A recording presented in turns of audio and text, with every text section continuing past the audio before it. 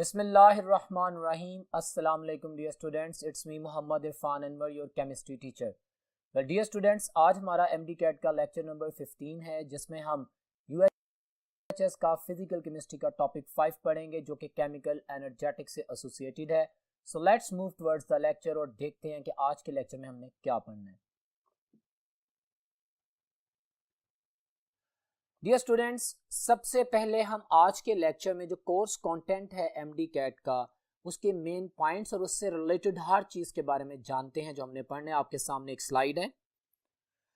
Slide में आप देख सकते हैं कि according to the UHS syllabus जो कि शो किया गया है, हमने इस टॉपिक में पढ़ना है understand the concept of energy changes during a chemical reaction with example of exothermic endothermic reactions. हम जब एक्सोथर्मिक एंडोथर्मिक रिएक्शंस की बात करेंगे तो डेफिनेटली उससे पहले हम केमिकल थर्मोकेमिकल रिएक्शन को अंडरस्टैंड करेंगे, क्योंकि उस वर्ड से भी एमसीक्यू आता है।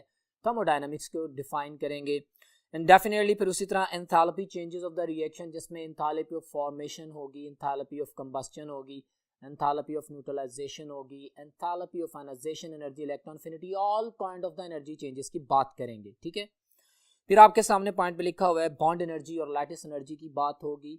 डेफिनेटली इससे रिलेटेड क्वेश्चंस आएंगे, क्योंकि जहां पे भी केमिकल एनर्जेटिक से एसोसिएटेड कोई भी चीज आएगी हम उसको अंडर डिस्कशन लाएंगे।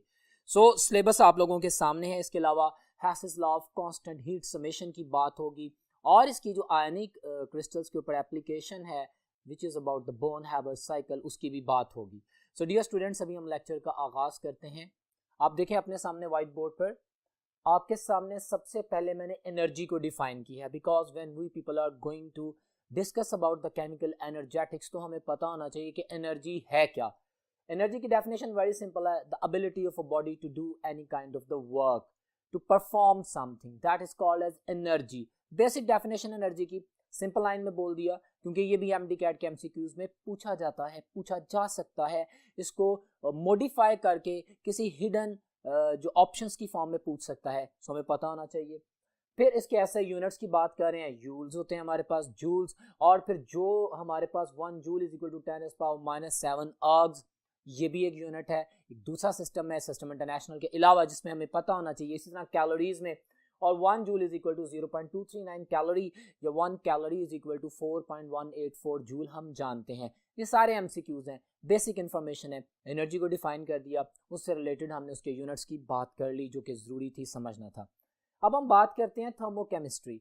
हम केमिस्ट्री पढ़ रहे हैं और उसमें हम थर्मोकेमिकल चेंजेस को पढ़ेंगे। What is thermochemistry? इसकी वर्डिक्ट सुन लें जो मैंने लिखी है आपके सामने। The branch of chemistry dealing with the heat changes during a chemical reaction. एक केमिकल रिएक्शन होता है, हम जानते हैं रिएक्शन कब होता है, जब पहले से मौजूद बॉन्ड्स टूटते हैं, कुछ नए बॉन्ड्स बनते हैं। बॉन्ड्स को तोड़ने के लिए कुछ एनर्जी रिक्वायर्ड होती है। जब नए बॉन्ड्स बन रहे होते हैं तो कुछ एनर्जी रिलीज होती है। सो ये अमाउंट ऑफ एनर्जी या हीट या एंथैल्पी या इंटरनल एनर्जी या टेम्परेचर, कुछ भी मॉडिफाइड फॉर्म में एनर्जी एक्सचेंज हो रही है ना। So that's all about the study of that heat exchanges, जिसको हम कहते हैं थर्मोकेमिस्ट्री, जिसको मैंने डिफाइन किया। और वो केमिकल रिएक्शन मैं जैसे अभी इसकी एग्जांपल भी दूंगा आपके सामने, बेतहाशा एग्जांपल स्लाइड्स में, एमसीक्यूज एंड द डाटा भी शेयर करूंगा। थर्मोकेमिकल रिएक्शन क्या होता है? एक ऐसा केमिकल रिएक्शन जिसमें हम रिएक्शन के रिएक्टेंट्स और प्रोडक्ट्स के साथ साथ इस बात का एनालिसिस लाजमी करें कि हमारे पास इस रिएक्शन के दौरान एनर्जी अब्जॉर्ब हुई या रिलीज हुई, कितनी अब्जॉर्ब हुई, कितनी रिलीज हुई, एक्सोथर्मिक एंडोथर्मिक, और उसके साथ फिर रिलेटेड कॉन्सेप्ट आएंगे स्पॉन्टेनियस नॉन स्पॉन्टेनियस, जिनकी हम बात करेंगे। बहुत इंपॉर्टेंट वर्ड्स हैं जो बोलूंगा, टू द पॉइंट बोलूंगा, याद रखिएगा। अभी मैंने डिफाइन कर दिया था वो केमिकल रिएक्शन को, जो कि आपके सामने मैंने एक्सप्लेन कर दिया है। The chemical reaction occurring with the evolution और एब्जॉर्बेंस ऑफ द एनर्जी। ठीक हो गया। अब ये दो तरह से डिवाइड किया जाता है। दिखने में मैंने सिंपल हाईलाइट किया, बट लिसन माय वर्ड्स। अगर मैं बात करता हूँ सिंपल एक्सोथर्मिक रिएक्शन की, तो एक्सो मीन एक्सेल, इवॉल्व होना, क्विट आउट करना, रिमूव होना, सिस्टम से बाहर जाना। ठीक है, my dear students, exothermic reactions नाम से ही ज़ाहिर है वो केमिकल रिएक्शन जिसमें during a chemical reaction energy release होती है, they called as exothermic reactions. Notations को भी याद रखिएगा कि जब हमारे पास एक्सोथर्मिक रिएक्शन होता है तो जो total heat content of the system, जिसको हम एंथैल्पी बोलते हैं, वो नेगेटिव साइन के साथ सामने आती है। ओके, ये तो जनरल बात होगी। इसकी एग्जांपल भी मैंने आपके सामने लिख दी। Let's suppose carbon plus oxygen, you are going to produce the 1 mole of carbon dioxide with the elimination of -393.7 kilo joules per mole energy. ठीक है, लेकिन ये पॉइंट्स देखें जो मैंने लिखे हैं, एक तो ये दो फैक्टर्स मैंने डिस्कस कर दिए। तीसरा, जब मेरे पास एक रिएक्शन एक्सोथर्मिक होता है, मेरे पास जो रिएक्टेंट्स हैं वो रिएक्शन करके प्रोडक्ट बनाते हुए एनर्जी रिलीज करते हैं। अगर मैं एनर्जी लेवल डायग्राम बनाऊं जो कि आपकी बुक्स में बनी हुई है, जो कि एमडी कैट में दी जा सकती है, जिसको मैं बोल रहा हूं, ठीक है, तो हमारे पास रिएक्टेंट की एनर्जी ज्यादा है, प्रोडक्ट की एनर्जी कम है, क्योंकि एनर्जी इवॉल्व होगी, सिस्टम से बाहर चलेगी। एक बात, अब इसी से रिलेटेड एमडी कैट का मोड है, एमडी कैट में क्वेश्चन पूछ सकता है मसलन कि मेरे पास जो एक्सोथर्मिक रिएक्शन है जिसमें रिएक्टेंट की जो एनर्जी है वो प्रोडक्ट से ज्यादा है, आपके सामने लिख दिया, उसमें मैं अगर आपसे पूछूं कि कौन सा side of the reaction, reactant या प्रोडक्ट, ज्यादा स्टेबल है, हम जानते हैं जहां पे जितनी ज्यादा एनर्जी होगी वहां पे पॉसिबिलिटी ऑफ द डिसऑर्डर ज्यादा है, वो उतना ऑर्डर नहीं होगा, और दूसरी बात वो अनस्टेबल है। Got it? तो ये तीनों जो मैंने एक डिफरेंट अंदाज में एक ही बात के लफ्ज बोले हैं, ये एमडी कैट के क्वेश्चंस में पूछे जाते हैं। वो आपसे पूछ सकते हैं कि एक्सोथर्मिक रिएक्शन में रिएक्टेंट ज्यादा ऑर्डर्ड होते हैं कि प्रोडक्ट, आप कहेंगे प्रोडक्ट की एनर्जी कम होती है, उनमें ज्यादा ऑर्डर होता है, वो ज्यादा स्टेबल होते हैं, उनको डिस्टर्ब करना ज्यादा मुश्किल होता है, उनकी बॉन्ड एनर्जी ज्यादा होती है क्योंकि उनमें से एनर्जी निकल चुकी होती है, जितनी कम एनर्जी होगी उतनी ज्यादा स्टेबिलिटी होगी। सेम कॉन्सेप्ट को वाइस वर्सा करते हैं तो मेरे पास एंडोथर्मिक रिएक्शंस आते हैं।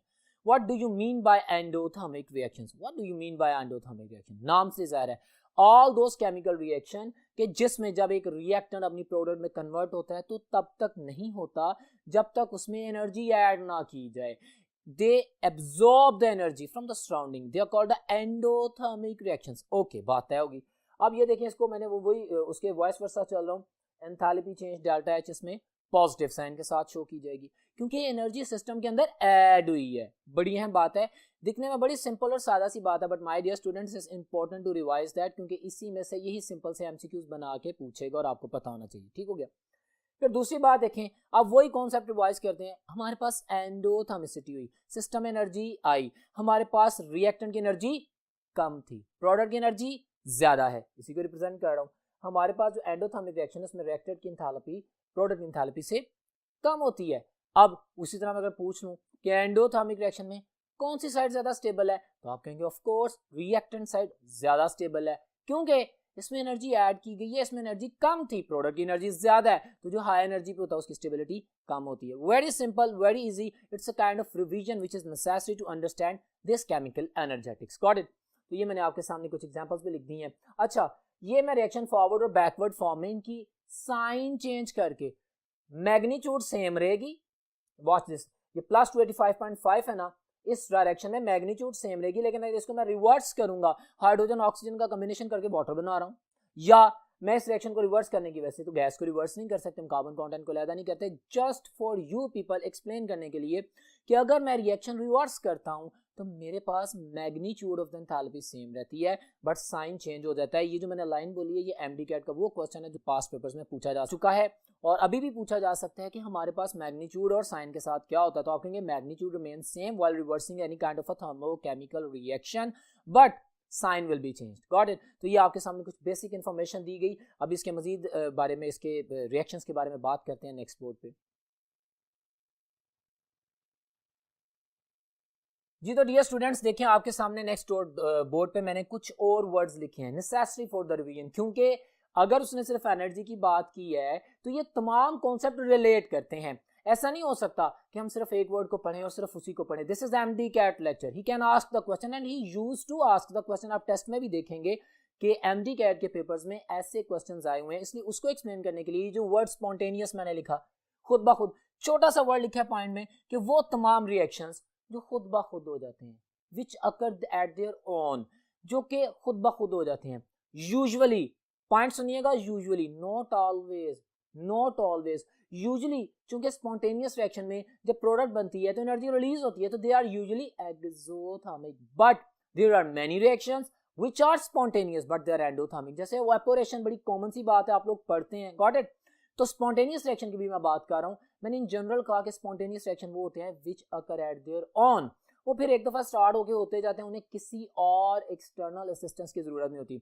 पानी ने नीचे आना है तो ऑटोमेटिकली आता जाएगा, उसे किसी सपोर्ट की। हाँ, पानी ने अगर नीचे से ऊपर जाना है, अगर आपने एक कोल्ड बॉडी से हॉट बॉडी में एनर्जी ट्रांसफर करनी है तो सिंपली हमारे पास वो हॉट बॉडी है जो वो फटाफट कोल्ड को मेल्ट कर देगी। लेकिन आप जानते हैं पानी है, हॉट है, उसको आइस बनाना होता है तो आपको एनर्जी स्पेंड करनी पड़ती है। They are called as non spontaneous reaction. कौन से रिएक्शन?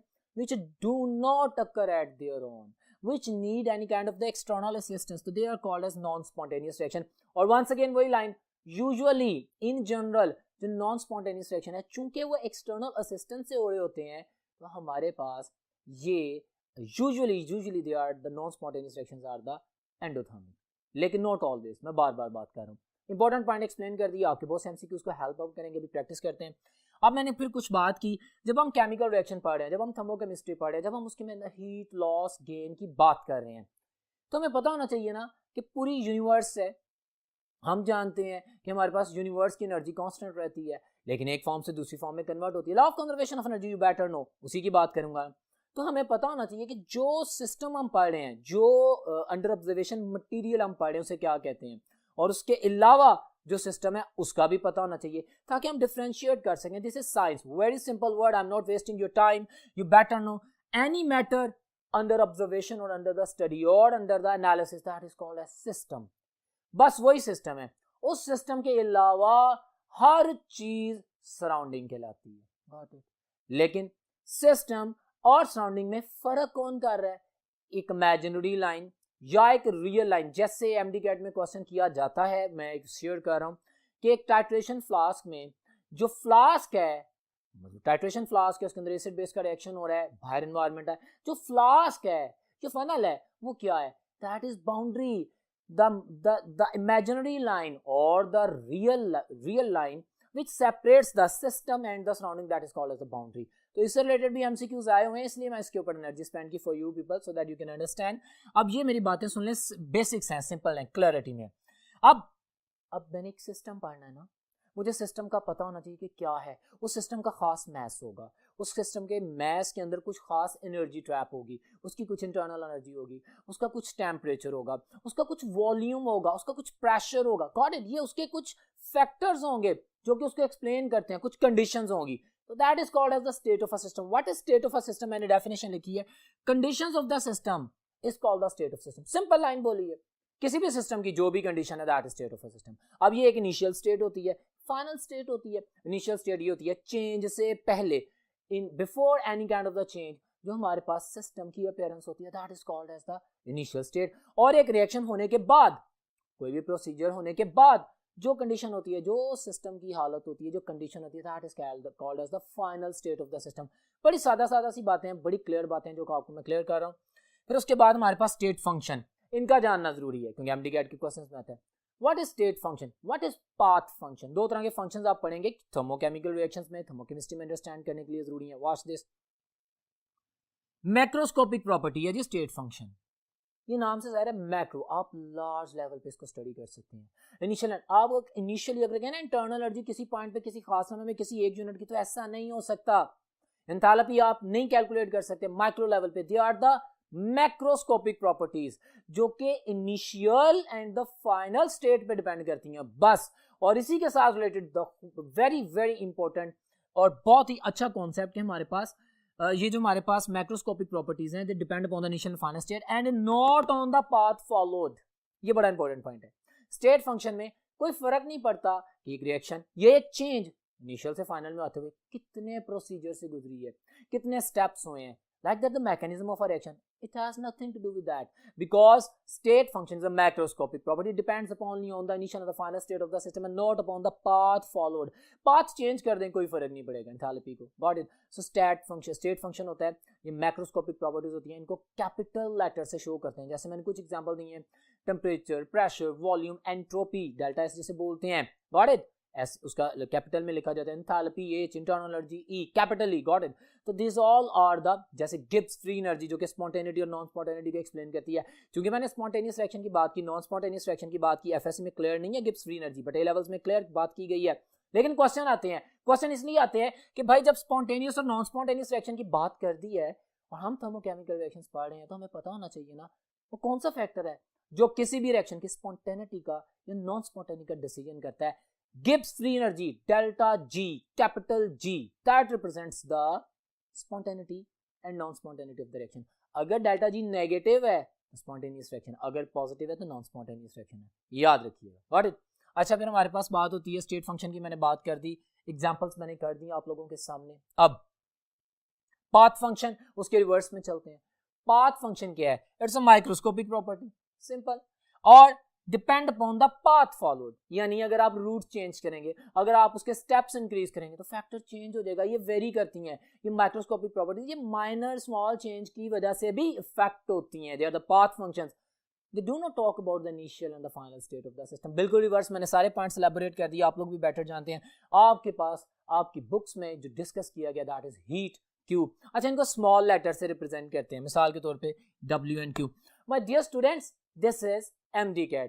उसने ट्रिक ही करना है ना, किसी भी तरीके से ट्रिक कर सकता है। मैं एक MD-CAT का क्वेश्चन बना के आपसे पूछ रहा हूँ, लेट्स सपोज मैं कहता हूँ विच one of the following notation और द सिंबल इज रॉन्ग, और मैं स्मॉल g लिख देता हूँ गिब्स फ्री एनर्जी का, आप कहेंगे ये रॉन्ग है। मैं स्मॉल h लिख देता हूँ, आप कहेंगे भाई इंथैल्पी तो कैपिटल H में होती है, क्योंकि वो एक स्टेट फंक्शन है। ये दोनों स्टेट फंक्शन थे। पाथ फंक्शन, क्या ख्याल है अगर इस Q को मैं कैपिटल Q में लिख दूं हीट, क्या आप इसे कहेंगे कि ये सही ऑप्शन है? बिल्कुल नहीं सर, ये एक पाथ फंक्शन है, इसको स्मॉल लेटर से।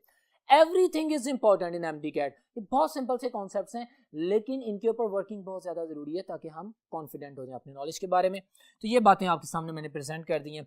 फिर स्टैंडर्ड स्टेट्स, MD-CAT में ये भी क्वेश्चन पूछा गया है कि what is the standard state. आप कहेंगे ये भी कोई क्वेश्चन है पूछने वाला? भाई है ना, जब हम थर्मोकेमिस्ट्री पढ़ते हैं माय डियर स्टूडेंट्स, सुने तो थर्मोकेमिस्ट्री में हम स्टैंडर्ड टेम्परेचर, रूम टेम्परेचर यानी 25 डिग्री सेल्सियस यानी 298 केल्विन लेते हैं।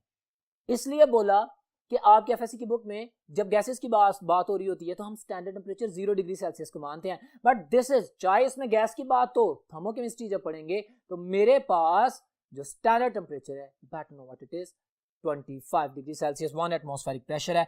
और जो भी कॉन्सेंट्रेशन अगर किसी सोल्यूशन की बात कर रहे हैं तो उसमें मेरे पास जो बात होगी उसका 1 मोलर सोल्यूशन कंसीडर किया जाएगा। ये छोटे छोटे पॉइंट्स बड़े इंपॉर्टेंट, बड़े हैं, बड़े एलैबोरेटेड, और एक एक वर्ड, एक एक लाइन, एक एक MCQ था। अब इनकी कुछ प्रैक्टिस करते हैं आपके सामने। मैं कुछ MCQs रखता हूं ताकि इस डाटा को चेक किया जा सके, और चीजें भी अगर ऐड होनी हो तो करते हैं। So watch on the board slides पे।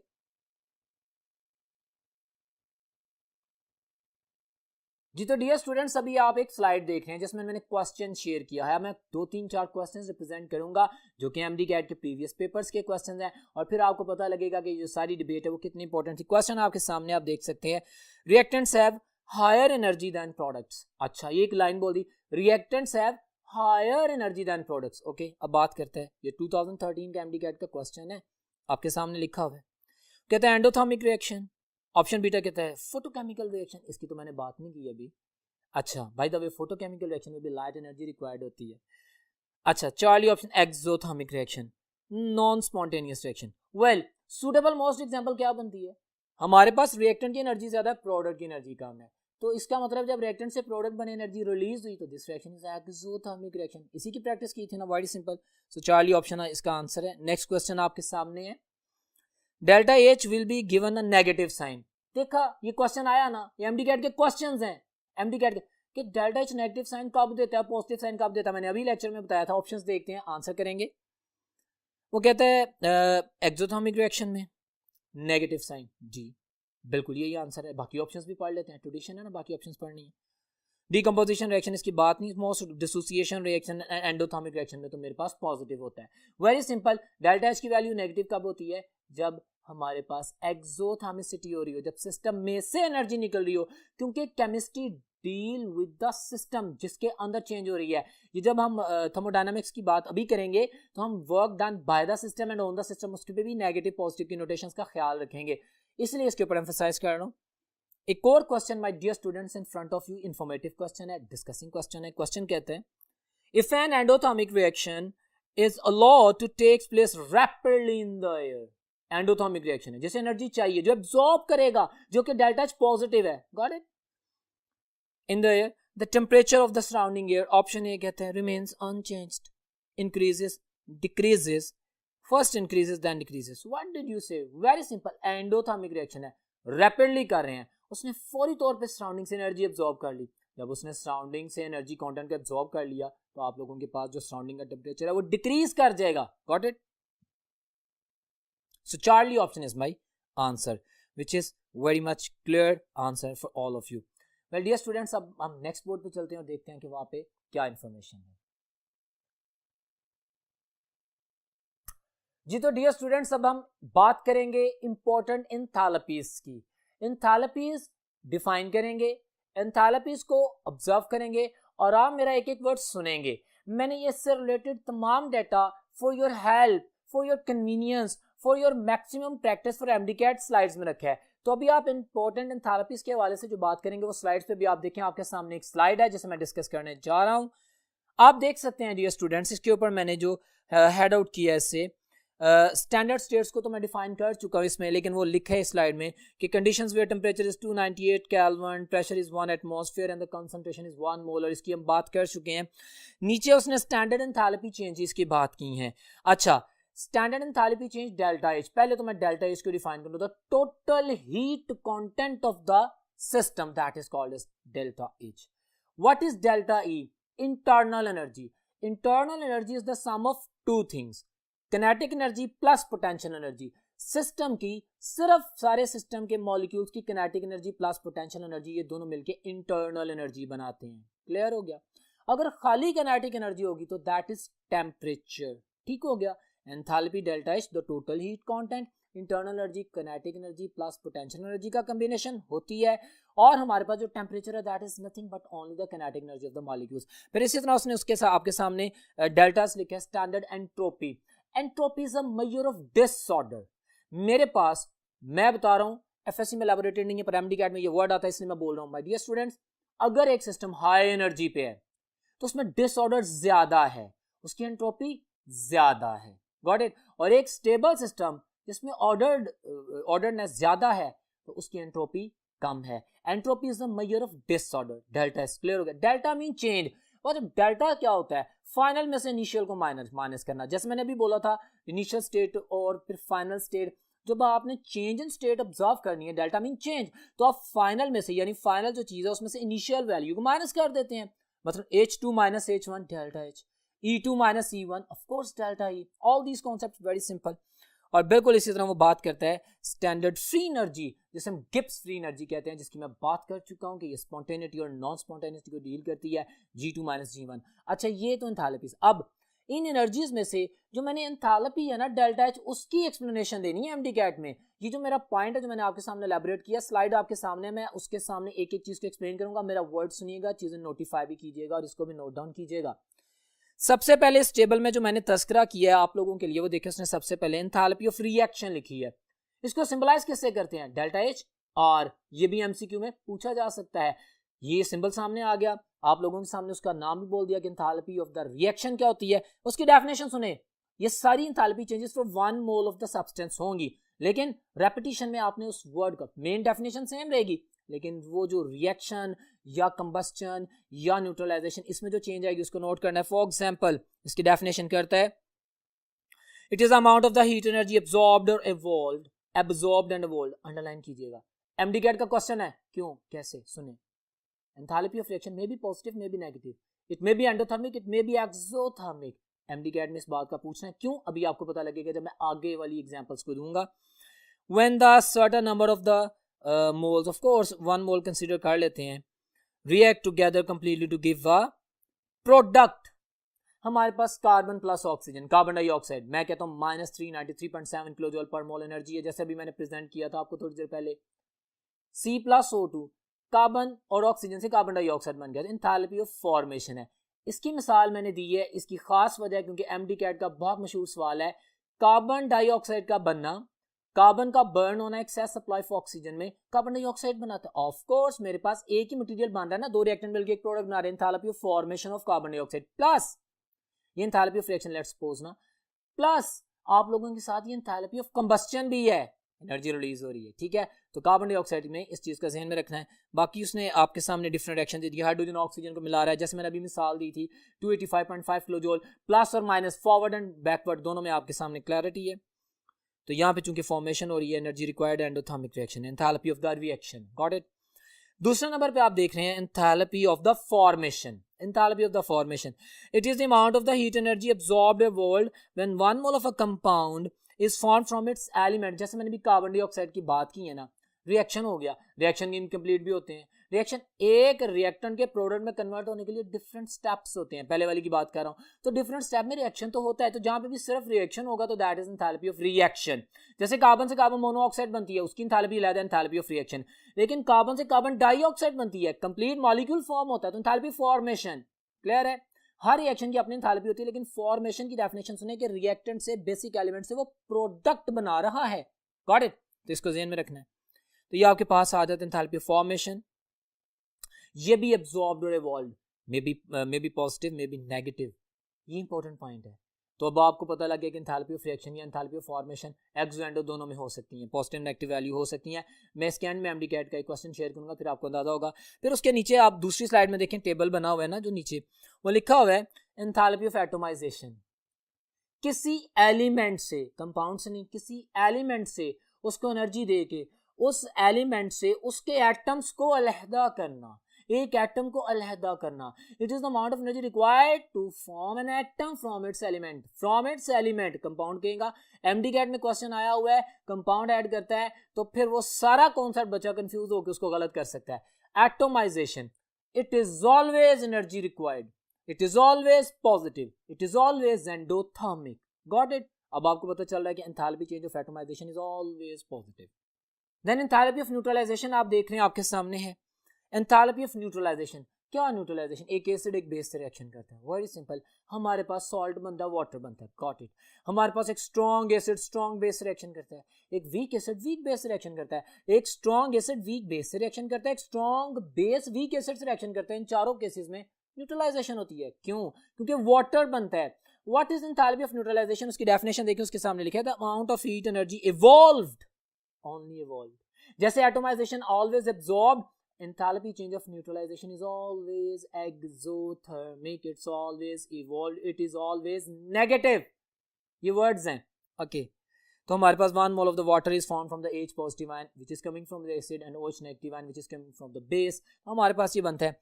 अच्छा, यहाँ पे एक और इंपॉर्टेंट बात याद रखिएगा, आप लोगों की बुक्स में elaborated है, when strong acid react with a strong base, तो -57.4 minus 57.4 किलोजूल्स पर मोल एनर्जी रिलीज होती है। Got it? अगर एक स्ट्रॉन्ग एसिड एक वीक बेस से मिले, या एक स्ट्रॉन्ग बेस वीक एसिड से मिले, या दोनों कंपैटिबल पार्टनर वीक हो, तो भी एक्सोथर्मिक रिएक्शन होगा। लेकिन enthalpy of neutralisation delta HN will be less than -57.4। Will you believe कि एवरी लाइन इज एमसीक्यू? ये जो मैं बोल रहा हूँ ये एमसीक्यूज ही बोल रहा हूँ, इसकी बेस पे एमसीक्यूज बने हुए हैं। बहुत आसान कॉन्सेप्ट्स हैं, इनकी एक एक चीज को याद रखना है, क्योंकि इसके मॉडिफाइड करके वो एमसीक्यूज बनाता है, इसलिए मैंने एक्सप्लेन कर दिया कंप्लीटली, याद रखिएगा। और अगर मेरे पास 2 मोल वाटर बने तो डेफिनेटली -57.4 को मल्टीप्लाइड बाय 2 कर देंगे, क्योंकि -57.4 किलोजूल पर मोल एनर्जी है per 1 mole formation of the H2O। Got it? तो ये आपने ज़हन में रखना है। आपके सामने मैंने पूरी टेबुलर फॉर्म दी है एक्सप्लेन करने के लिए, तो ये आपके सामने एक्सप्लेनेशन। उसके बाद डिफरेंट एंथैल्पीज पढ़ रहे हैं ना, तो आप एक और स्लाइड देख सकते हैं अपने सामने, जिसमें एंथैल्पी ऑफ कंबस्शन की बात की गई। कंबस्शन, बर्न करना, जला देना मटेरियल को, हाइड्रोकार्बन्स को, इन जनरल ऑर्गेनिक कंपाउंड्स को एक्सेस सप्लाई ऑफ ऑक्सीजन में बर्न कर दें। जब भी बर्निंग होती है carbon dioxide water energy release होती है। सो उसकी डेफिनेशन देखें, कहते हैं it is the amount of energy, heat energy evolved, underline. Enthalpy change of neutralization and enthalpy change of combustion, they are always exothermic, they are always negative। Got it? Energy evolve ही हो रही है, और हमारे पास of the substance is completely burned in excess of oxygen under the standard condition। Of course this is the story। एक और बात my dear student याद रखिएगा, जब हम थर्मोकेमिकल इक्वेशन पढ़ते हैं ना, जब हम थर्मोकेमिस्ट्री पढ़ रहे होते हैं, जब हम एनर्जेटिक्स की चेंजेस पढ़ रहे होते हैं, अब आप देख रहे हैं कि एक एक चीज में एनर्जी चेंज हो रही है, उसको कंसीडर किया जा रहा है। तो हमारे पास एक परफेक्ट थर्मोकेमिकल इक्वेशन वो होती है जिसमें रिएक्टेंट जो स्टैंडर्ड कंडीशंस थी, उसमें जगह 25 डिग्री सेंटीग्रेड टेम्परेचर है, 1 एटमॉस्फेरिक प्रेशर है, उसमें किस फिजिकल स्टेट में पाए जाते हैं वो भी लिखना होता है उसके नीचे, जैसे सॉलिड, जैसे गैस। ठीक है? फिर उनका 1 मोल बनाना होता है, 2, 3, आधा मोल नहीं, कंप्लीट 1 मोल रिप्रेजेंट किया जाता है, ताकि उसकी जो एंथैल्पी चेंज मेजर की जाए ऑटोमेटिकली पर मोल लिखें या न लिखें, यही अंडरस्टूड हो कि 1 मोल की है। बड़ी अहम लाइन बोली, आपको एमडी कैट में 4 इक्वेशंस दे देगा, और कहेगा बताओ कौन सी अच्छी और परफेक्ट जेन्युइन थर्मोकेमिकल इक्वेशन है। तो फिर आप देखेंगे कि यार हाइड्रोजन और ऑक्सीजन, इसके नीचे गैस लिखा हुआ है, ठीक है, और 2H2O लिखा है कि हाफ H2 लिखा है, एंड लाइक दैट O2 लिखा है कि हाफ O2 लिखा है, गॉट इट, और 2H2O बन रहा है कि हाफ H2O या सिंगल H2O बन रहा है, और फिर जो एनर्जी रिलीज हो रही है, और एक्वस के साथ जो वाटर है उसके साथ लिक्विड लिखा है कि नहीं लिखा, आप नोट कर ले। हर एलिमेंट और जो भी रिएक्टेंट है उनकी फिजिकल स्टेट्स भी हैं, और उनके साथ उनका 1 मोल प्रोडक्शन भी है, और साथ में एनर्जी भी रिलीज हो रही है। बड़ा अहम पॉइंट है, इसको जेन में रखना है, इसकी बेस पे आप इस काबिल होंगे कि आंसर कर सकेंगे और बहुत आसानी से आप आइडेंटिफाई कर लेंगे। सो कंबस्टन की भी मैंने बात कर दी। एंथैल्पी चेंज, उसके बाद जो लिखी हुई है enthalpy change of the solution है। एंथैल्पी चेंज ऑफ सॉल्यूशन आपके पास the amount of energy, heat energy released और absorbed.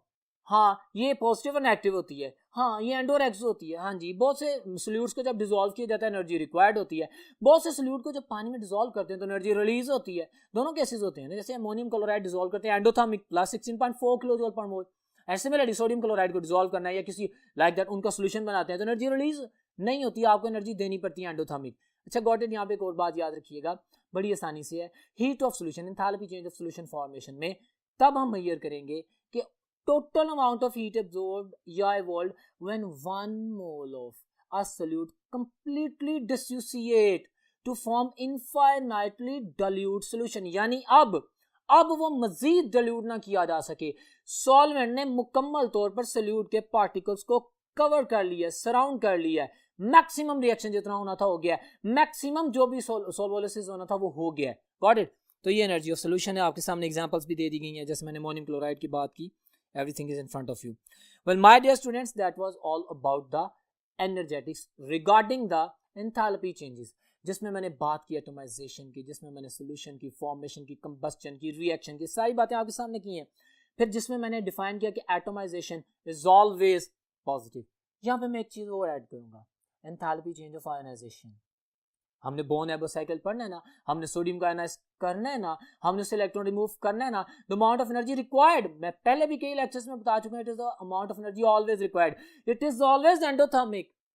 Got it. Ionisation energy is always endothermic, it's always positive. तो अगर आपसे एमडी कैट का क्वेश्चन शेयर करने लगा कि which one of the following enthalpy changes are always endothermic, option A ionisation energy की delta H I E, ionization potential जिसे कहते हैं, option B delta H ATM atomization, option C both of them. तो your answer will be both of them, they are always, these two are always positive endothermic.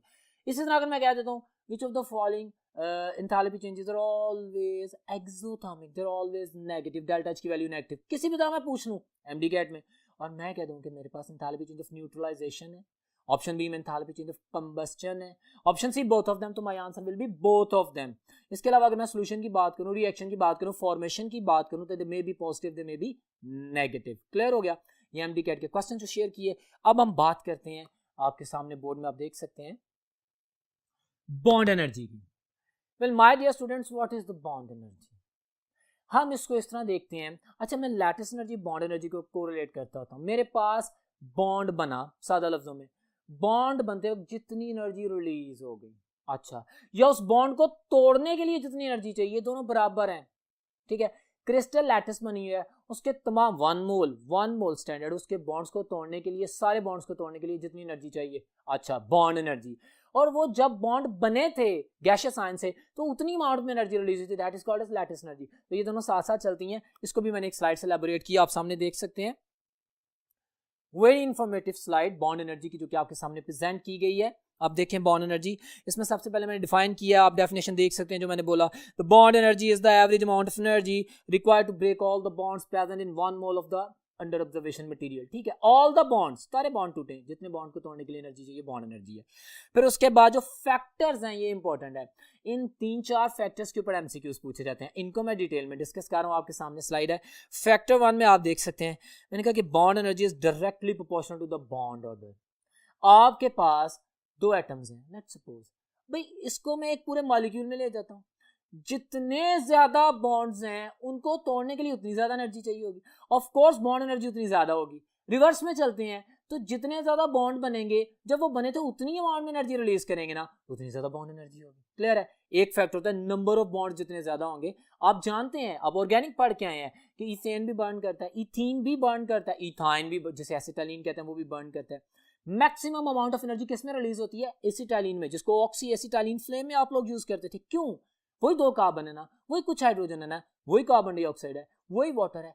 Sir, acetylene में maximum number of bond intact हैं, तो जितना ज्यादा bond order होता है उतनी ज्यादा बॉन्ड एनर्जी होती है, उतनी ज्यादा एनर्जी रिलीज होती है।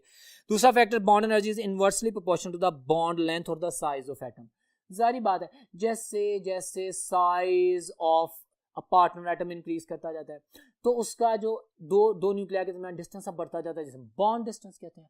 जब वो बॉन्ड डिस्टेंस बढ़ता जाता है, बॉन्ड वीक होता जाता है, उसको तोड़ना आसान होता है, वेरी सिंपल, बॉन्ड एनर्जी कम हो जाती है। Greater the size, less will be the bond energy. Relation की फॉर्म में आपके सामने मैंने एक्सप्लेन कर दी, you can understand, I am explaining, every word is MCQ. Next में कहता है bond energy is directly proportional to the S character. You better know what is S character. मैंने पॉपुलर ऑर्गेनिक केमिस्ट्री के एक MCQ share किया था आप लोगों से, मैं दोबारा कर देता हूं। इथेन ज्यादा पोलर है, इथीन ज्यादा पोलर है कि इथाइन ज्यादा पोलर है? आप कहेंगे आपका क्वेश्चन ही गलत है। कैसे सर? हाइड्रोकार्बन तो नॉन पोलर होते हैं। Okay, then why you are going to study the acidic nature of alkynes? अच्छा, ये पॉइंट तो है। क्या फैक्टर है भाई? इथेन में sp3 हाइब्रिडाइजेशन है, उसमें s कैरेक्टर 25% है। s कैरेक्टर जो यहां पे आ रहा है, s character mean ionic character. जितना कम s कैरेक्टर उतना कम आयोनिक कैरेक्टर है। ओके, इथाइन में sp हाइब्रिडाइजेशन है, 50% आयोनिक कैरेक्टर है। जितना ज्यादा आयोनिक कैरेक्टर होगा उतना ज्यादा इलेक्ट्रोस्टैटिक फोर्स ऑफ अट्रैक्शन होगी, उतना ज्यादा बॉन्ड स्ट्रॉन्ग होगा स्टूडेंट्स, उतनी ज्यादा बॉन्ड एनर्जी रिक्वायर्ड है। सो डायरेक्टली प्रोपोर्शनल समझ में आया कि किस तरह एक्सप्लेन कर रहे हैं। और हाइब्रिडाइजेशन भी उसने बोल दी, जो बेटानॉल अल्केन्स में sp3, अल्कीन्स में sp2 और अल्काइंस में sp हाइब्रिडाइजेशन होती है। Very simple. फिर वो जो फैक्टर नेक्स्ट डिस्कस कर रहा है, बॉन्ड एनर्जी, आपके सामने टेबल बना हुआ है, मैं बोल रहा हूँ। Bond energy is inversely proportional to the lone pair of the electrons or the electronic repulsion। भाई लॉन पेयर ज्यादा रिपल्शन करते हैं, आपने वेस्पर थ्योरी में भी पढ़ा था और मैंने ये हवाले वहां पे भी दिए थे। आप लोग जानते हैं कि जितना ज्यादा लॉन पेयर होता है, lone pair is that pair of electron which is under the influence of the one nucleus. उसकी मूवमेंट ज्यादा होती है, वो रिपल्शन ज्यादा कॉज करता है, वो डिस्टर्बेंस ज्यादा क्रिएट करता है। डेफिनेटली उसके पुशअप करने से बॉन्ड वीक हो जाता है। जितना ज्यादा लॉन पेयर होगा उतना बॉन्ड वीक होगा, बॉन्ड एनर्जी उतनी कम होगी। ये रिलेशन है एंड सो ऑन। तो ये आपके सामने डिस्क्रिप्शन आती है। उसके बाद एप्लीकेशन का टेबल बनाया मैंने आपके सामने, इसी स्लाइड में आप देखें। Although the concept of the bond energy is rather artificial, general बातें कर रहे हैं, या आर्टिफिशियल आप कैलकुलेट नहीं कर सकते, करते हैं भाई, ये फैक्टर है। एक और बड़ा मशहूर एमसीक्यू सुन लीजिएगा my dear student. Bond energy का कॉन्सेप्ट इतना ज़्यादा ज़रूरी है कि जब भी कोई इंडस्ट्रियल लेवल पे या लेबोरेटरी लेवल पे कोई भी रिएक्शन करवाना होता है, तो सबसे प्राइम इंपॉर्टेंस एंथैल्पीज को इसलिए दी जाती है कि ये एनर्जी इकोनॉमी में रोल प्ले करते हैं। क्लियर हो गया? तो ये भी याद रखिएगा। वो पहला कहता है जी comparing the strength of the bond, कौन सा बॉन्ड स्ट्रॉन्गर है, जिसकी ज्यादा बॉन्ड एनर्जी है। Very simple. Understanding the structure and the bonding, of course जब हमारे पास डबल ट्रिपल बॉन्ड का कॉन्सेप्ट आता है, हाइब्रिडाइजेशन चेंज होती है, स्ट्रक्चर क्लियर हो जाते हैं। फिर कहता है estimating the enthalpy changes in the reaction. ये अंडरलाइन किया हुआ है ना, देखें क्यों अंडरलाइन किया हुआ है। ये जो मैंने एमसीक्यू बोला, ये इसकी प्राइम प्रायोरिटी है, ये इसकी प्राइम एप्लीकेशन है बॉन्ड एनर्जी की, कि हम एंथैल्पी चेंजेस को मेजर कर सकें। उसके बाद नंबर 4 में कहता है understanding the mechanism of the chemical reaction. ये सारे पॉइंट्स हैं, लेकिन में सबसे ज्यादा प्राइम इंपॉर्टेंट वो है जो मैंने अंडरलाइन किया है, जो नंबर 3 पोजीशन पे मैंने बोला कि एंथैल्पी चेंजेस की मेजरमेंट करना, जिससे हम अंदाजा लगाएं कि कितना एनर्जी इकोनॉमिकल बेनिफिट है या लॉस है। Got it? तो ये आपके सामने कुछ पॉइंट्स हैं। वेल माय डियर स्टूडेंट्स, मैंने बॉन्ड एनर्जी और एंथैल्पीज के हवाले से इतनी ज़्यादा डिस्कशन की, इतने ज़्यादा पॉइंट नोटिफाई करवाए। अब हम मैक्सिमम एमसीक्यूज की भी तो प्रैक्टिस करेंगे। आपके सामने मैं कुछ स्लाइड्स शेयर कर रहा हूँ, उसमें एमडीकैट के प्रीवियस पेपर के एमसीक्यूज हैं जो कि बहुत इंपॉर्टेंट है। They will help you in building your confidence. पहला क्वेश्चन आपके सामने है। क्वेश्चन है correct representation of the enthalpy change of formation of NH3। Correct representation of the enthalpy change of formation. अब इसमें आपने सारी चीजें देखनी है, स्टैंडर्ड कंडीशंस पे, रिएक्टेंट्स की फिजिकल कंडीशंस, प्लस मोल जो बन रहा है, प्लस अमाउंट ऑफ एनर्जी। तो आप देखते हैं ना, वही बात जो मैंने एक्सप्लेन की थी। उसने कुछ इक्वेशंस लिखी हैं। पहले वो कहते हैं N2H2 NH3 बना रहा है, ये तो बैलेंस ही नहीं है। बैलेंस से मुराद ये नहीं करना कि आपने 2NH3 बनाना है, मैं बार बार बता रहा हूँ, आपने स्टैंडर्ड यानी 1 मोल को देखना है। बीटा ऑप्शन अमोनियम क्लोराइड को, तो ये तो बिल्कुल इररेलेवेंट रिएक्शन है। ये वो पूछ रहे हैं एंथैल्पी ऑफ फॉर्मेशन, तो ये तो डीकंपोजिशन कर रहा है। चार्ली में देखते हैं half N2, 3/2 H2 and 1 mole of NH3। और साथ में ये इस क्वेश्चन में फिजिकल स्टेट्स ने लिखी, बट इमेजिन करो अभी तो इन गिवन ऑप्शंस में सूटेबल मोस्ट आंसर चार्ली में कर रहा हूं, लेकिन my dear students for you people, ये मैंने जानबूझ के इस एमसीक्यू को आपके सामने प्रेजेंट रखा है कि अगर मैं सेम चार्ली ऑप्शन लिखता और उसके साथ एक डेल्टा ऑप्शन में भी सेम चार्ली ऑप्शन को कॉपी करता लेकिन फिजिकल स्टेट्स ऐड कर देता तो मेरे पास सही आंसर वो डेल्टा होता। Got it? अभी इन तमाम एबीसी में से Charlie is the most suitable answer, इसको अंडरस्टैंड कर लें, लेकिन इसके साथ मेरा वर्ड के फिजिकल स्टेट्स भी मैटर करती हैं, उसको लाजमी लिखना है, ठीक है। सो नेक्स्ट करते हैं, इसके अलावा हम बात करते हैं नेक्स्ट क्वेश्चन जो कि आपके सामने है। When strong base is treated with a weak acid, enthalpy change of neutralisation की बात करेगा। Then enthalpy change of neutralisation is 54.4 kilojoule per mole. नहीं, हमें तो नहीं पता, हमें तो बस इतना पता है, हमारी बुक्स में लिखा है -57.4 किलोजूल पर मोल स्ट्रॉन्ग एसिड स्ट्रॉन्ग बेस के लिए होती है। बाकी अगर कोई भी पार्टनर वीक होता है तो लेस देन -57.4 होता है। और उसने चूंकि एक वीक बेस की बात कर दी थी, स्ट्रॉन्ग बेस और वीक एसिड की बात कर दी थी, तो beta option is my answer के लेस देन -57.4 हो गया, ठीक है। एक और क्वेश्चन है आपके सामने माय डियर स्टूडेंट्स, जिसमें मैंने स्पेसिफिकली इसके करेक्ट ऑप्शन में तमाम इंफॉर्मेशन भी लिखी है जो कि बहुत यूजफुल है। वो तमाम वर्ड जो मैंने बोले वो आपने नोटिफाई भी किया, मजीद कॉपी कर लीजिएगा। क्वेश्चन है enthalpy is the total energy, the total heat content, जिसको मैं डिफाइन कर चुका हूं, ठीक है, of the material that reacts, ठीक है। All of the following statements are correct about except, वो कहता है कि तमाम स्टेटमेंट्स करेक्ट हैं सिवाय किसके। कहते हैं ऑप्शन ए में कहते हैं enthalpy of a system can not be measured but delta H can be measured, ठीक है। खाली एच नहीं मेजर हो सकता, डेल्टा एच मेजर होता है। मैंने मैक्रोस्कोपिक प्रॉपर्टीज में ये तो एक्सप्लेन किया था, बिल्कुल सही कह रहा है। बीटा ऑप्शन में कहता है the symbol delta is often used to measure change in quantity, ठीक है, सारी बात है, हमारे पास चेंज होता है। The unit of delta H is kilojoules per mole. Yes, very simple. And delta H is equal to H reactant minus H product. My dear students, मैंने आपको कहा था delta change final minus initial होता है, product minus reactant होता है। सो भाई ये आपके पास जो डेल्टा ऑप्शन है ये गलत है। बाकी उसकी एक्सप्लेनेशन में बता दी, enthalpy is a state function, it is an extensive property. भाई क्या होती है एक्सटेंसिव प्रॉपर्टी? वो property that depends upon the amount of the material, जो कि कोलिगेटिव या कॉन्स्टिट्यूटिव होती हैं, जो कि अमाउंट पे डिपेंड करती हैं, तो they are called as the extensive properties. तो ये भी एक इन्फॉर्मेशन आपसे शेयर कर दी है। बाकी एब्सोल्यूट इसकी डिटेल आपकी सारी मैंने लिख दी है, वेरी सिंपल, वही बातें हमारे पास रिएक्टेंट और प्रोडक्ट का सिनेरियो, एक्सो एंडोथर्मिक की एक्स्ट्रा केमिस्ट्री है, but answer is very simple and justifiable कि भाई प्रोडक्ट माइनस रिएक्टेंट करेंगे तो आंसर आएगा। एक और क्वेश्चन आपके सामने एमडी कैट का, the very important question, Which of the following is a mathematical expression of the first law of thermodynamics? बताएं जी कौन सा फर्स्ट लॉ ऑफ थर्मोडायनामिक्स का मैथमेटिकल एक्सप्रेशन है? हम कहते हैं heat supplied Q to the system that is equal to the delta E plus work done, या माइनस प्लस माइनस जो है ना work done by the system. अब normally work done by the system chemistry में negative होता है, अभी भी इसकी तरफ आते हैं, और जब उसको दूसरी साइड पे लेके जाएंगे तो फिर मेरे पास चार्ली ऑप्शन जो कि बेस्ट ऑप्शन है वो सामने बनती है। वेल डियर स्टूडेंट्स की बात करते हैं, लेकिन उससे पहले हम फर्स्ट लॉ ऑफ थर्मोडायनामिक्स को भी डिटेल में पढ़ते हैं। See on the board, what is first law of thermodynamics? The total energy of the system and the surrounding remains constant. ये मैंने एक डेफिनेशन लिखी है। मैंने जब एक्सप्रेशन जो लिख देना था कि heat supply to the system is used to increase the internal energy of the system plus और minus work done by the system, या plus work done by the system, जिसमें माइनस हम बोलेंगे।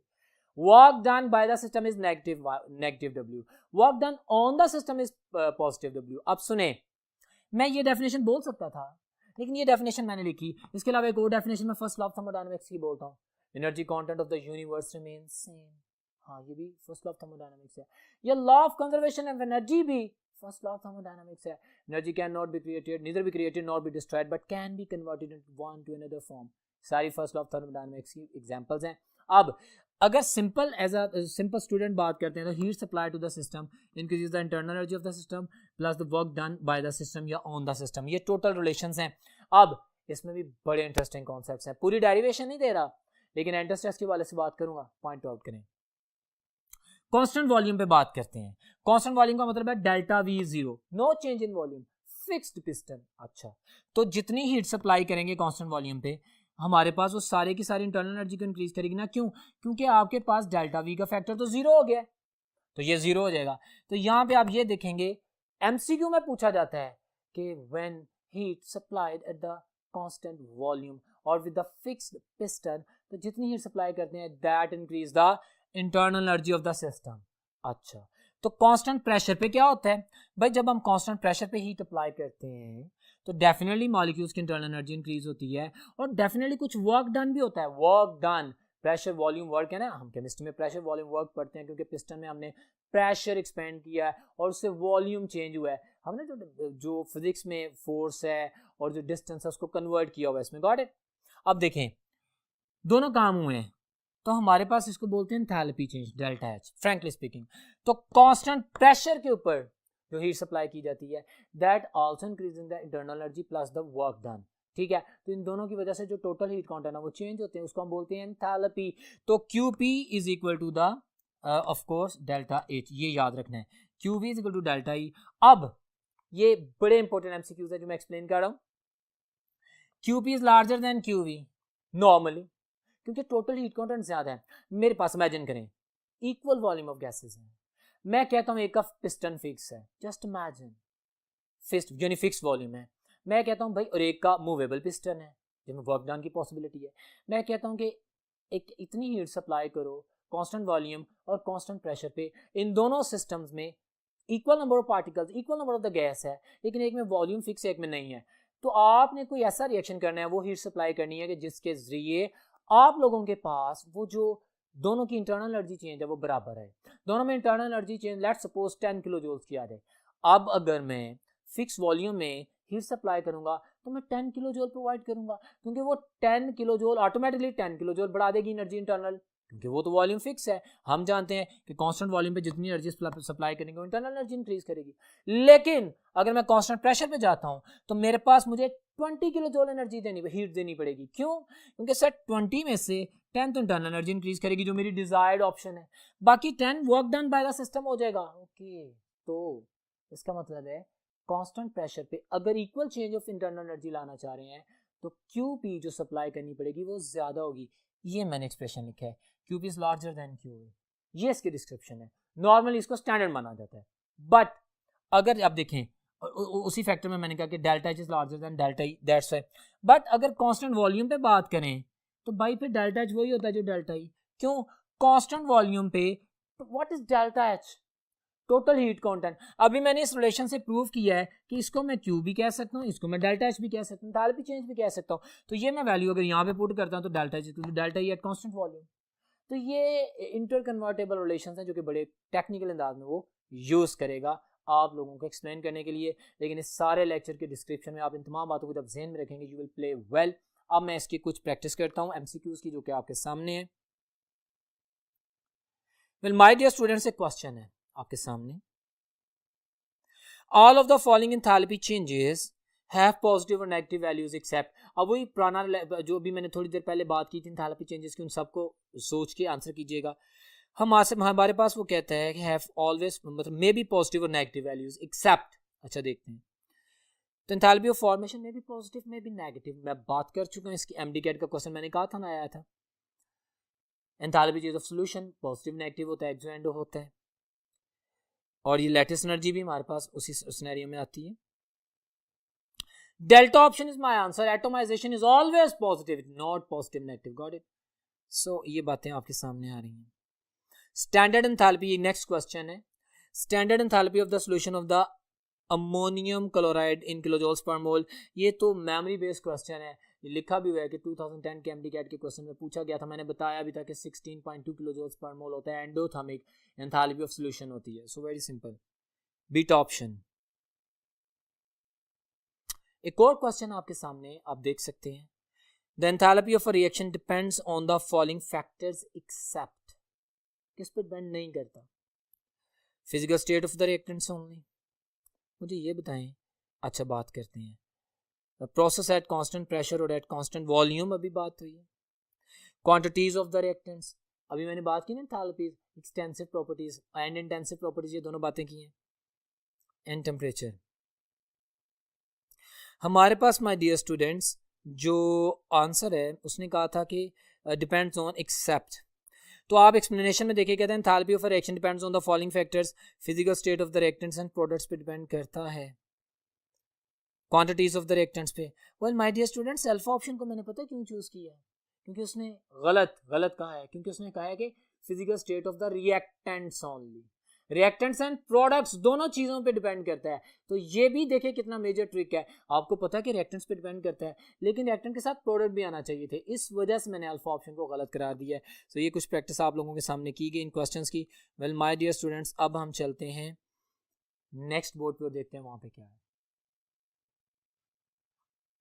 जी तो डियर स्टूडेंट्स, अभी हम बात करेंगे, बहुत इंटरेस्टिंग एक स्लाइड आपके सामने है, लेकिन उससे पहले आप व्हाइट बोर्ड पे देख रहे हैं कि मैंने लिखा स्टैंडर्ड एंथैल्पी चेंज।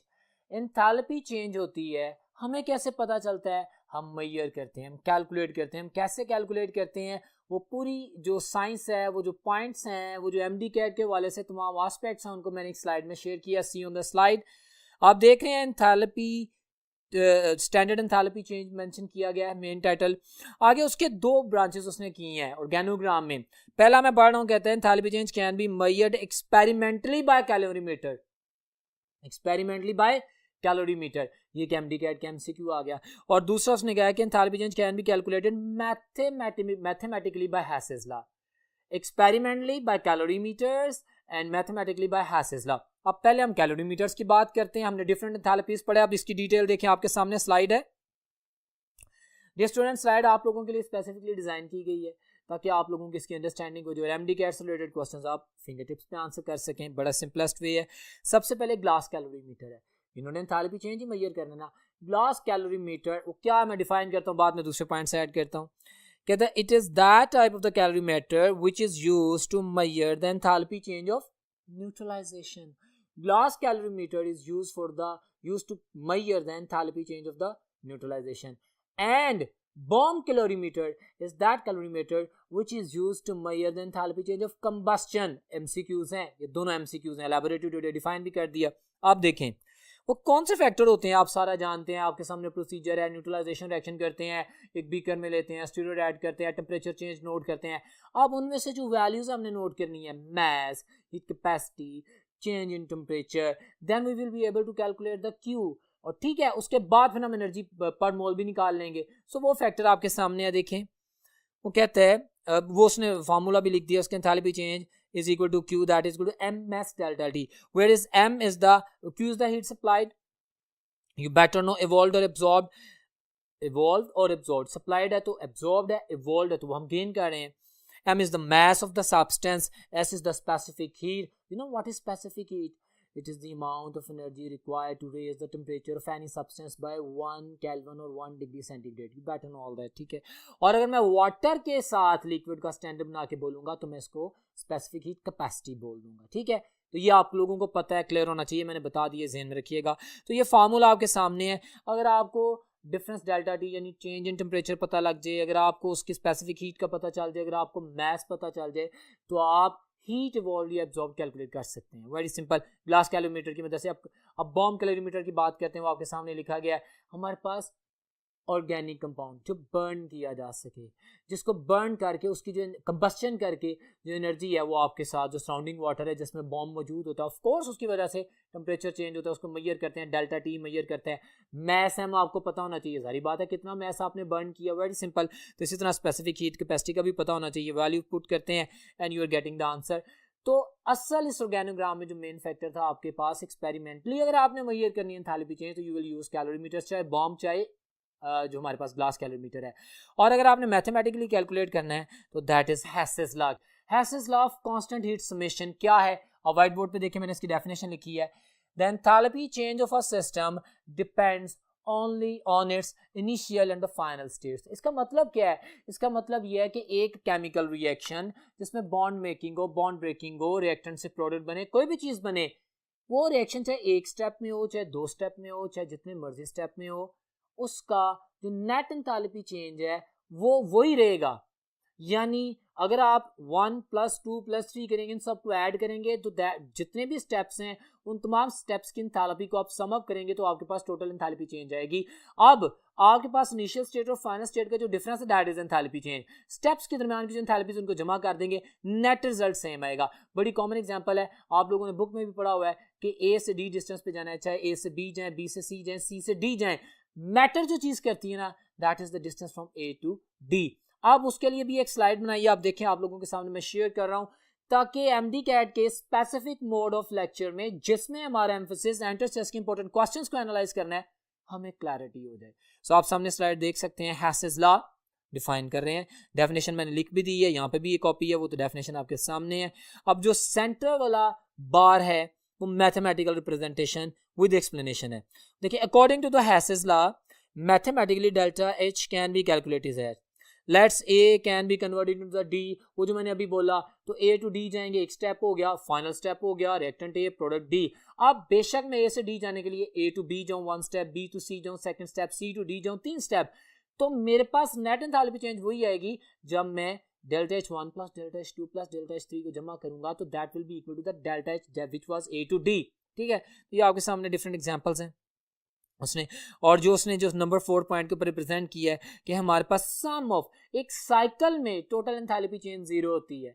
हैसेस लॉ क्या यही कहता है ना, basically this is also an example of the law of conservation of energy. You can say cycle के अंदर no net change in enthalpy, got it, whether you are moving from this side or from that side, कोई फर्क नहीं पड़ता, क्योंकि एक point से दूसरे पॉइंट तक एक साइकिल में जो नेट एनर्जी चेंज होनी है वो नेट दोनों टर्मिनल से मूव करके वही रिजल्ट आएगा, कोई फर्क नहीं आएगा। बड़ी सिंपल, बड़ी क्लियर बात है। लेकिन एंट्रेंस टेस्ट के हवाले से जो पॉइंट्स लिखे हैं ना, ये आपके सामने काम आएंगे कि हमारे पास ये जैसे नंबर 3 पे मैंने लिखा delta H equal to delta H 1 + 2 + 3, ये आपके सामने आ जाएगा। अच्छा, यहाँ पे एक बात ज़हन में याद रखिएगा, delta H equal to delta H1 + delta H2 + delta H3, खाली H1 खाली H2 H3 ना कीजिएगा। एमडी कैट में क्वेश्चन आया हुआ था विच one of the following representation is wrong, तो उसने इंटरनल एनर्जी, एंथैल्पी, एंट्रोपी इनके साथ इसी तरह रिप्रेजेंटेशन की थी। हर जो स्टेट फंक्शन है उसके साथ डेल्टा लगाया था, क्योंकि हम जानते हैं कि इनिशियल एंड फाइनल स्टेट का डिफरेंस हम मेजर कर सकते हैं, हम खाली तो नहीं मेजर कर सकते, लेकिन एक यूनिट में उसने डेल्टा नहीं लगाया था, सिंपल E1 + E2 + E3। तो ये मेरी रॉन्ग नोटेशन या रॉन्ग सिंबल या रॉन्ग रिप्रेजेंटेशन थी। एमडी कैट हमने कोई एक चीज भी ऐसी नहीं छोड़नी जिसमें क्लैरिटी ना हो। So be very much confident about. जो नंबर 3 बार आप देख रहे हैं स्लाइड में, Hess's law can be applied for 1 step reaction और मोर देन 1 स्टेप रिएक्शन, सारी बात है। It can be use for the measurement of, सारी बात है, अगर आपको 4 स्टेप में रिएक्शन हो रहा है, कोई से 3 स्टेप बता दिए जाए तो नंबर 4 आप आसानी से कैलकुलेट कर सकते हैं। यस, वही बात कर रहा है, हीट ऑफ कंबस्शन हो, हीट ऑफ फॉर्मेशन हो, हमारे पास indirect measurement of the enthalpy change हो, या लैटिस एनर्जी भी हो, वो हम फाइंड आउट करेंगे। लेकिन लैटिस एनर्जी जो कि आयनिक कंपाउंड से एसोसिएटेड है, जो कि आयनिक क्रिस्टल लैटिस की बात करती है, वो सेम हैसेस लॉ है, लेकिन उसका हमने एक दूसरा नाम रखा हुआ है जिसे बॉर्न-हैबर्ट साइकिल कहते हैं। तो उसके बारे में भी बात करते हैं, जिसकी हमने बात स्टार्ट में करनी थी। लेकिन उससे पहले हैसेस लॉ को जस्टिफाई करने के लिए एक छोटा सा एमसीक्यू आपके सामने स्लाइड में मौजूद है। आप देख सकते हैं, क्वेश्चन है, bye applying the Hess's law calculate the enthalpy change for the formation of an aqueous solution of ammonium chloride from ammonium gas and HCl gas. The result for the various reaction and pressure are as follow. ये MD cat का popular question है जो कि आपके सामने place किया गया, निहायत सिंपल। उसने आपके सामने 3 रिएक्शंस दे दी हैं, गॉट इट। और वो कहता है कि NH3 और HCl जब मिलते हैं तो क्या रिएक्शन होता है। अब वो पहला रिएक्शन बता रहा है, NH3 एक्वस है, उसमें कितनी एनर्जी रिलीज हुई, उसने एंथैल्पी बता दी। फिर HCl जब एक्वस में आया तो उसमें कितनी एनर्जी रिलीज हुई, डेल्टा H1 + डेल्टा H2, 2 आ गई। एंड थर्ड वन में कह रहा है NH3 + HCl, उसकी एनर्जी भी बता दी। वो कहता है कि जो हमारे पास नेट एंथैल्पी चेंज है, जो एंथैल्पी चेंज जो फॉर्मेशन है, जिसमें अमोनिया गैस से एक्वस बना 1 स्टेप, HCl गैस से एक्वस बना 2 स्टेप, फिर तीसरे में ये दोनों मिलकर जितनी एनर्जी रिलीज करते हैं, तो पूरी फॉर्मेशन में कितनी एनर्जी रिलीज हुई, द सम ऑफ 3। तो वो आप सामने देख सकते हैं, इनको सम अप किया और हमारे पास जो आंसर आता है that is option A. Well my dear students, ये हैसेस लॉ की एक प्रैक्टिकल एग्जांपल थी। अब हम बात करते हैं लैटिस एनर्जी की। लैटिस एनर्जी आप लोग जानते हैं, it is amount of energy. ये देखिए, मैंने एक टेबल बनाया है, मैं वर्ड टू वर्ड रिपीट कर रहा हूं। आप लोगों के सामने एक और स्लाइड है लैटिस एनर्जी की, जरा गौर से देखें। Definition, It is the amount of energy released when 1 mole of ionic crystal is formed from its gaseous ions. Point बड़ा नोट करना है, गैशियस आयंस बन चुके हैं, वो आपस में मिलके जब आपस में क्रिस्टल बनाते हैं तो that is the lattice energy. ऐसा नहीं कि सोडियम सॉलिड मेटल, ऐसा नहीं कि क्लोरीन गैस, हमने क्लोरीन गैस से पहले क्लोरीन एटम बनाया, फिर क्लोरीन एटम, जैसे बोर्न हैबर साइकिल की बात कर रहा हूं, प्रैक्टिकली भी मैं स्लाइड भी दिखा दूंगा. It's very simple and the common thing. Basically lattice energy में हम जो बात जस्टिफाई करने जा रहे हैं, that is in fact the Hess's law, but the Hess's law in other words for the ionic compounds is Born-Haber cycle. हमारे पास खाली लैटिस एनर्जी है गैशियस आयंस का आपस में मिलना और सॉलिड क्रिस्टल बनाना, ठीक है. लेकिन इससे पहले क्या होता है, हमारे पास सॉलिड सोडियम मेटल, उसको एटोमाइज करके अलग एटम करते हैं, उसकी एंथैल्पी चेंज, फिर उसके अंदर से इलेक्ट्रॉन निकालते हैं, आयनाइजेशन एनर्जी चेंज, वो एंथैल्पी चेंज, और क्लोरीन गैस को तोड़ के क्लोरीन एटम बनाते हैं, वो एंथैल्पी चेंज, फिर उसके अंदर एक इलेक्ट्रॉन ऐड करते हैं, इलेक्ट्रॉन अफिनिटी की जो एंथैल्पी चेंज है, उन सबको फिर मेजर कर, और फिर हमारे पास वो जो क्लोरीन गैसियस आयन बना है और हमारे पास सोडियम आयन जो बना है, इनके कॉम्बिनेशन से फिर हमारे पास जो प्रोडक्ट बनती है उसकी बात है. इन सबको सम अप करते हैं. तो ये तमाम पॉइंट्स ध्यान में रखने हैं. आप लोगों से एमडीकेट में क्वेश्चन करता है, वो सोडियम मेटल लिख के सोडियम आयन लिखते गैरों में, और पूछेगा कि बताएं ये जो एक इक्वेशन लिखी है सोडियम सॉलिड से सोडियम आयन गैसियस, इसमें कितनी एंथैल्पीज इन्वॉल्व है. आप फौरन सोच समझ के आंसर करेंगे. सोडियम सॉलिड से पहले सोडियम गैस बनी, आइसोलेट हुआ ना एटम, गैसियस फॉर्म में आ गया अकेला, फिर सोडियम जो गैसियस फॉर्म में अकेला एटम है उसको आयनाइज किया, तो यहाँ पे दो एंथैल्पी चेंज इन्वॉल्व हैं, enthalpy change of atomisation and enthalpy change of ionisation energy. तो ये सारी डिस्कशन करने का मतलब ये चीजें बहुत सिंपल हैं, लेकिन ये कॉम्प्लिकेट कर सकता है, जिसको मैं एक्सप्लेन कर रहा हूँ. So dear students, please focus on this very important discussion. बातें सिंपल हैं लेकिन क्लियर करनी है. तो ये आपके सामने डेफिनेशन के बाद फैक्टर्स को भी डिस्कस कर लिया कि magnitude of the charge on ion, ये लैटिस एनर्जी किस पे डिपेंड करिए, साइज ऑफ आयन है.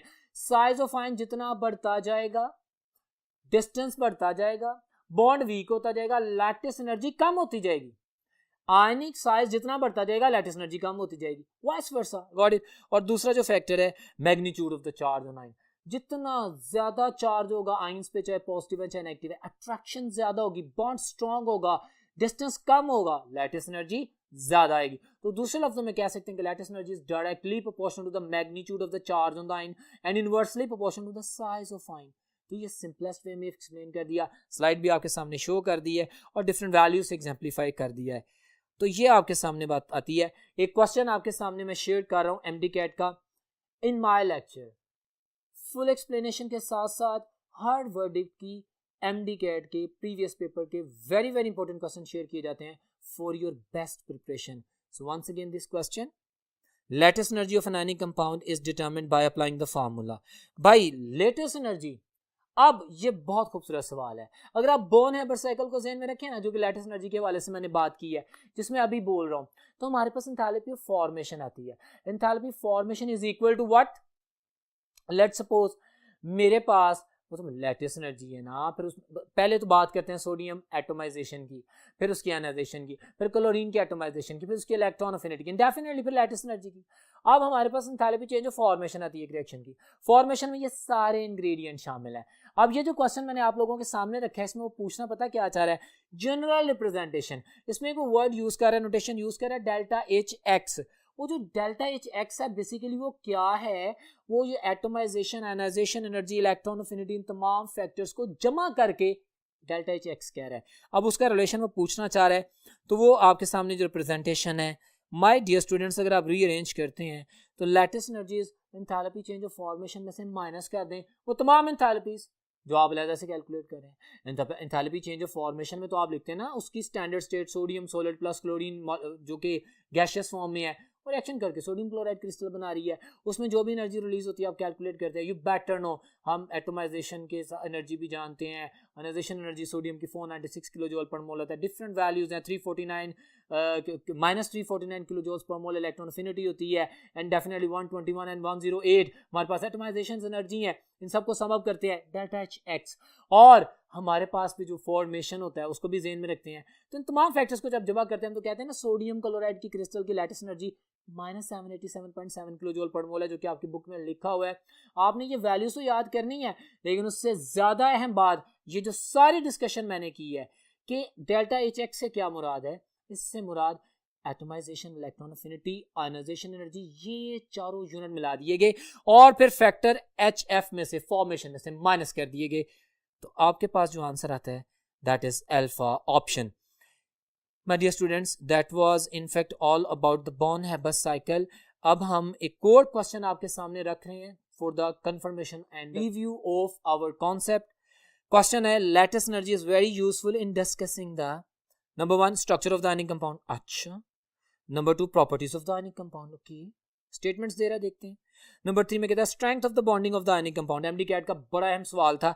अब इन तीनों स्टेटमेंट्स के बाद वो क्वेश्चन क्या करता है, वो कहता है कि which of the following is correct statement by lattice energy. इन तीनों स्टेटमेंट्स के मुताबिक बिल्कुल ठीक है, ये तीनों काम करती है। सो मेरे पास definitely structure of ionic compound, properties of ionic compound, strength of the bonding of ionic compound सारा क्लियर होता है। सो ऑप्शन क्या थी, delta option is my answer. My dear students, ये आपके सामने रखा गया। वेल, इस स्लाइड के साथ ही, इस एक्सप्लेनेशन के साथ ही मैं अपने लेक्चर को ख़त्म करता हूं, जो कि लेक्चर नंबर 15 था, जिसमें हमने केमिकल एनर्जेटिक्स पढ़ी। हमने एक एक वर्ड के ऊपर फोकस किया। हमने state function, path function, types of reaction, inter conversion, lattice energy, फिर उनसे रिलेटेड लॉज, गवर्न्स, इनको डिटेल में पढ़ा है। मैं उम्मीद करता हूं कि सारी डिस्कशन को आपने गौर से सुना होगा और जो स्लाइड्स जिसमें मैंने आपको डाटा कंपाइल करके दिया आप नोटिफाई करेंगे और जो तमाम MCQs हैं आप उनको लाजमी नोटिफाई करेंगे ताकि आपका टेस्ट बेहतरीन हो। इंशाल्लाह नेक्स्ट लेक्चर में मुलाकात होती है, तब तक अल्लाह हाफिज़।